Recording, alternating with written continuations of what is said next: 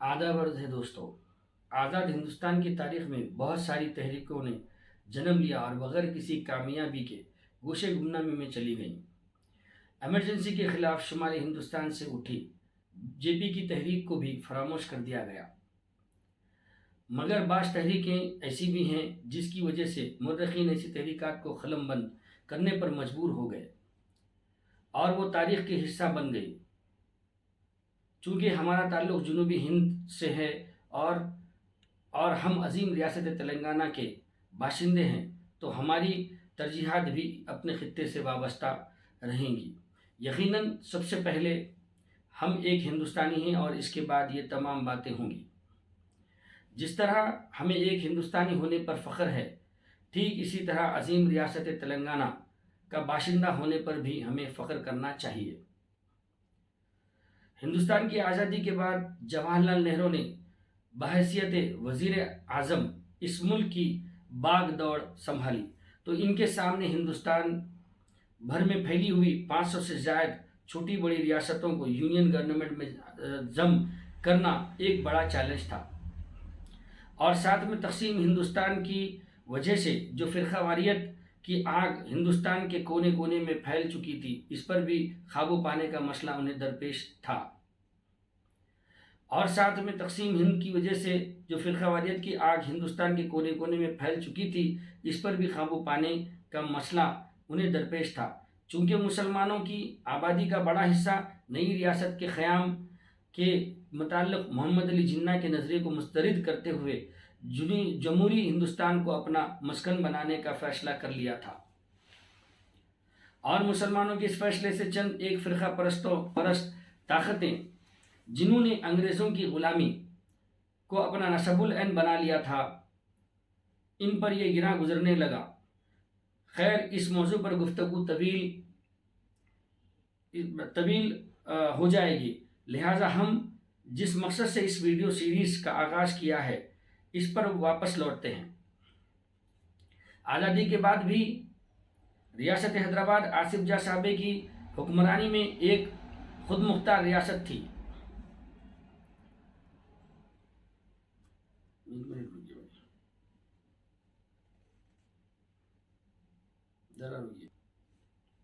और ऐसी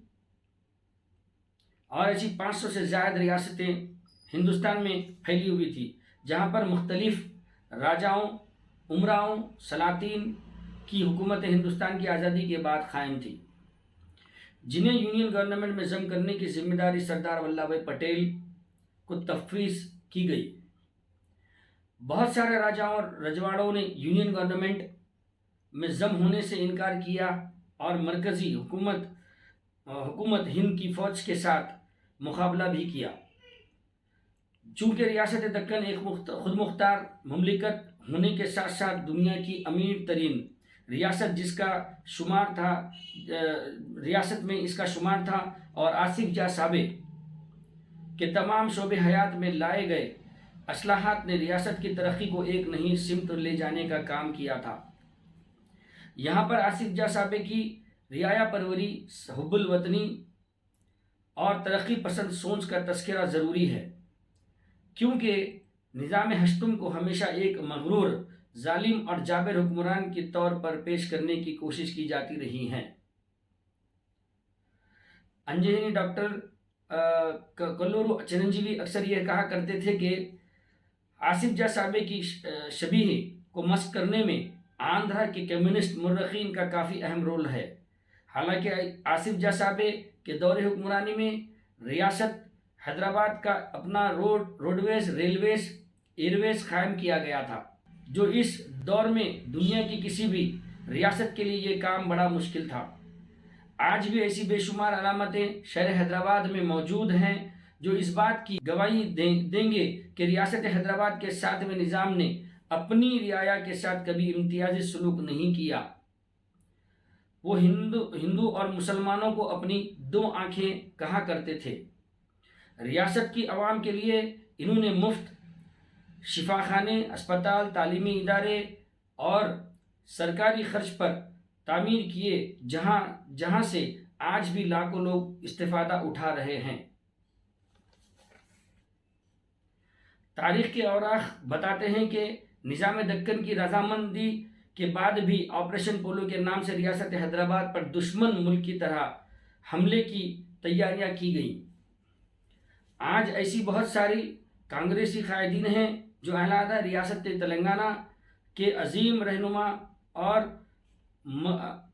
معزز وزیر اعلیٰ کے چندر شیکھر راؤ کو ایک فرقہ پرست سیاسی لیڈر کے طور پر پیش کرنے کی کوشش کر رہے ہیں، مگر وہ اکثر اس حقیقت سے روگردانی کرتے ہیں جو ان کی پارٹی آج ایسی بہت ساری کانگریسی قائدین ہیں جو علیحدہ ریاست تلنگانہ کے عظیم رہنما اور معزز وزیر اعلیٰ کے چندر شیکھر راؤ کو ایک فرقہ پرست سیاسی لیڈر کے طور پر پیش کرنے کی کوشش کر رہے ہیں، مگر وہ اکثر اس حقیقت سے روگردانی کرتے ہیں جو ان کی پارٹی اور قائدین کی فرقہ پرستی کو عیاں کرتی ہیں۔ آزاد ہندوستان کے پہلے کانگریسی وزیر اعظم پنڈت نہرو اور پہلے وزیر داخلہ سردار ولبھ بھائی پٹیل کی نگرانی میں آپریشن پولو کے نام سے ایک مہم کی شروعات سرزمین دکن پر عمل میں آئی، جس میں لاکھوں کی تعداد میں دکن کے باشندے ہلاک ہو گئے۔ وہ کانگریس ہی تھی جس نے اپنے شروعاتی دور سے ہی مسلم اقلیت کو نشانہ بنانے کا کام کیا ہے۔ حالانکہ بغیر کسی مزاحمت کے ریاست حیدرآباد اور کا انڈین یونین میں انضمام ممکن تھا، مگر جس انداز میں آپریشن پولو کو روبے عمل لایا گیا ہے، اس سے صاف ظاہر ہوتا ہے کہ مرکز کی کانگریسی حکومت کی منشا ٹھیک نہیں تھی۔ سارے ملک میں سب سے زیادہ تعلیم یافتہ، دولت مند اور انصاف پسند مسلم اقلیت اگر کہیں موجود تھی تو وہ ریاست حیدرآباد میں ہی تھی۔ سرکاری محکمے میں مسلمانوں کا تناسب 50% سے زیادہ تھا۔ تجارتی شعبے میں مسلم نمائندگی کی آبادی کے تناسب سے تھی۔ تعلیمی اداروں میں مسلمانوں کی شمولیت آبادی کے تناسب سے تھی۔ حالانکہ بعض مورخین تاریخ کو توڑ موڑ کر پیش کرتے ہوئے ریاست حیدرآباد کے مسلمانوں کو مغرور بتانے کی کوشش کی ہے، جو حقیقت کے عین برعکس بات ہے۔ سلطنت آصفیہ کے زوال سے قبل تک ریاست حیدرآباد میں ہندو اور مسلمان مکمل بھائی چارے کے ساتھ زندگی گزارتے رہے، آپس میں ایک دوسرے کے غم اور خوشیاں بانٹتے، ایک دوسرے کی تکلیف اور درد میں ساتھ کھڑے ہوئے دکھائی دیتے تھے، مگر ایک منظم سازش کے تحت اس بھائی چارے کو توڑنے کا کام کیا گیا۔ اس کے لیے کوئی اور ذمہ دار نہیں بلکہ کانگریس پارٹی ہی اس کی ذمہ دار ہے۔ اس نے ایک طرفہ ہندو سبھا کی پشت پناہی کی تو دوسری طرف مسلم لیگ کی سرپرستی کرتے ہوئے ریاست حیدرآباد کو فرقہ واریت کی آگ میں جھونک دیا تھا۔ ہندوستان سونے کی چڑیا کہلایا جاتا تھا اور اس میں اہم رول یقیناً ریاست کی اہمیت اور افادیت کو ختم کرنے کا کام کسی اور نے نہیں بلکہ کانگریس نے ہی کیا تھا۔ ہندوستان سونے کی چڑیا کہلایا جاتا تھا اور اس میں اہم رول یقیناً ریاست حیدرآباد کے حکمرانوں کا ہی رہا ہے۔ آزادی کے بعد ریاست حیدرآباد کو لسانی بنیادوں پر 3 حصوں میں تقسیم کرتے ہوئے ریاست کی اہمیت اور افادیت کو ختم کرنے کا کام کسی اور نے نہیں بلکہ کانگریس نے ہی کیا تھا۔ نہ صرف ریاست حیدرآباد بلکہ ہندوستان بھر کے مسلم اقلیتی طبقے کے لیے کانگریس اور ہندو مہاسبھا ایک سکے کے 2 رخ ثابت ہوئے ہیں، اور آج چند ایک کانگریسی قائدین TRS سربراہ اور بے مثال چیف منسٹر کے چندر شیکھر راؤ کے سیکولرزم کو چیلنج کر رہے ہیں۔ ہندو مہاسبھا جو بعد میں RSS کے نام سے تبدیل ہو گئی، اس کی پشت پناہی کرنے والے کون تھے؟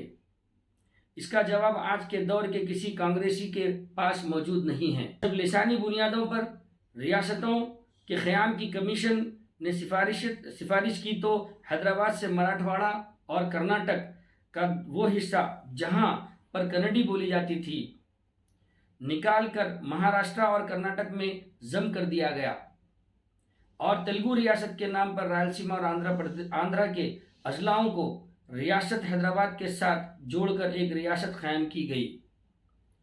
جس کو آندھرا پردیش کہا گیا۔ میرا کانگریسیوں اور فرقہ پرستوں سے بھی یہ سوال ہے جو کے سی آر کو فرقہ پرست کہہ رہے ہیں اور جو نظام دکن کو جابر اور ظالم کہتے ہیں، اگر رضاکاروں کی تحریک کو کچلنے کے لیے آپریشن پولو کرنا تھا، کیا اس کے لیے ریاست حیدرآباد کے معصوم اور مظلوم عوام کو نشانہ بنانا ضروری تھا؟ اور کیا رضاکار سلطنت آصفیہ کا حصہ تھے؟ اور اگر ایسا تھا تو پھر کیوں نظام دکن کو متحدہ ریاست کا راج پرمکھ، جس کو آج کی زبان میں گورنر کہا جاتا ہے؟ یہ وہ سوال ہیں جو کانگریس کی مسلم اقلیتی دشمنی اور روز اول سے فرقہ پرستوں کی پشت پناہی کو عیاں کرتے ہیں۔ ریاست حیدرآباد جو امن کا گہوارہ تھا، یہاں کے فرقہ وارانہ ہم آہنگی ساری دنیا کے لیے بے مثال تھی، وہ ایک جھٹکے میں کیسے ختم ہو گئی؟ آخر وہ کون سی طاقتیں تھیں جنہوں نے ریاست حیدرآباد کے انضمام کے ساتھ ہی خطے میں ایسا طوفان کھڑا کیا کہ راتوں رات ریاست حیدرآباد کے مسلمان سڑک پر آ گئے، انہیں اپنے جان و مال سے ہاتھ دھونا پڑا، عزت دولت شہرت چلی گئی۔ کل کا زمیندار سڑک کے کنارے بیٹھ کر مدد مانگنے پر مجبور ہو گیا۔ ریاست حیدرآباد میں بھی ایسے کئی علاقے تھے جہاں پر علاقائی حکمرانوں کی خود مختاری تھی، جس میں ریڈی ویلما طبقے بھی شامل تھا۔ ان لوگوں کی جائیدادوں اور املاک کو کوئی نقصان نہیں ہوا، اور صرف مسلم اقلیت کو ہی کیوں نشانہ بنایا گیا؟ یہ وہ سوالات ہیں جس کا جواب تلنگانہ اور آندھرا کے کانگریس قائدین خود اپنا احتساب کرنے کے بعد دے سکتے ہیں۔ چونکہ میرا تعلق تلنگانہ سے ہے، لہذا میں صرف تلنگانہ کے ساتھ ہونے والی ناانصافیوں پر بات کروں گا۔ تلنگانہ کے ساتھ ہونے والی ناانصافیاں تلنگانہ کی مسلم اقلیت کے ساتھ کیا جانے والا سوتیلا سلوک، حیدرآباد کی شناخت کو مٹانے کے لیے کی جانے والی سازشیں، تلنگانہ تحریک کو سبوتاژ کرنے کی کوششیں کس نے انجام دی تھی اور اس میں کس کا کیا فائدہ تھا؟ آئندہ کے ویڈیوز میں اس بات کا خلاصہ کرنے کی کوشش کروں گا۔ دیکھتے رہیے H3 TV حبیب۔ اگلے ویڈیوز کا مشاہدہ کرنے کے لیے ہمارے چینل کو ضرور سبسکرائب کریں۔ شکریہ۔ جے ہند، جے تلنگانہ۔